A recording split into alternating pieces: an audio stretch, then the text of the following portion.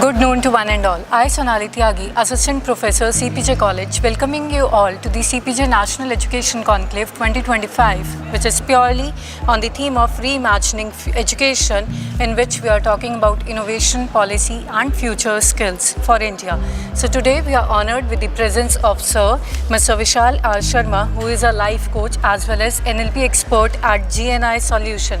So sir, a very warm welcome to you. Thank you, ma'am. Thank you very much. Yeah. So sir, how do you define the future of education in India?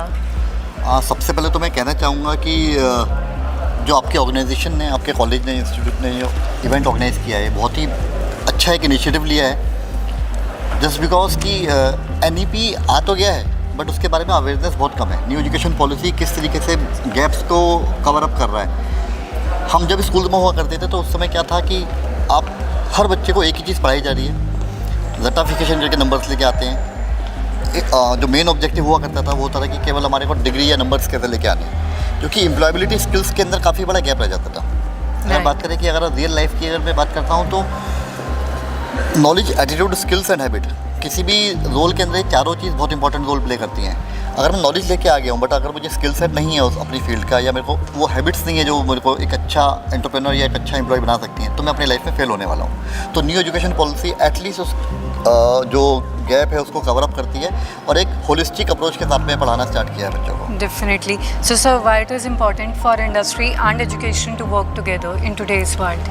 It's a very wonderful question. Industry की जो requirement होती है वो एक अलग perspective से देखते हैं, और एकेडमी में पास करके जब बच्चा आता है वो एक अलग ड्रीम, एक अलग विजन के साथ में वो आता है कि मैंने जो पढ़ा है, वो जो नंबर्स लिए वही मेरे लिए सफिशिएंट है।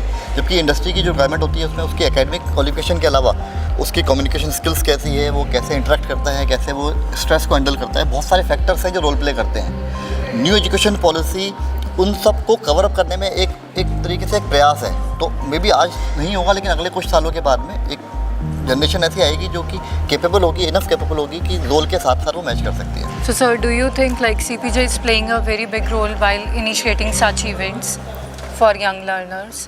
डेफिनेटली, जैसे मैंने कहा कि सबसे पहले तो मैंने कॉम्प्लीमेंट किया था CPJ को, क्योंकि उन्होंने एटलीस्ट ये अवेयरनेस स्टार्ट किया है। जैसे जैसे स्टूडेंट्स के अंदर अवेयरनेस आएगी, टीचर्स के अंदर अवेयरनेस आएगी, समाज में एज अ होल अवेयरनेस आ रही है। क्योंकि अभी ये जो NEP है उसको इम्प्लीमेंट करना, जितनी अच्छी पॉलिसी उसको इम्प्लीमेंट करने में चैलेंजेस भी उतने ज़्यादा आने वाले हैं। इंफ्रास्ट्रक्चर की चैलेंज आएगा, टीचर्स को ट्रेन करने का चैलेंज आएगा। हर बच्चा अलग तरीके से लर्न करता है, हर बच्चे की कैपेसिटी अलग अलग है, तो हम सेम यार्ड स्टिक से हर एक बच्चे को नहीं देख सकते।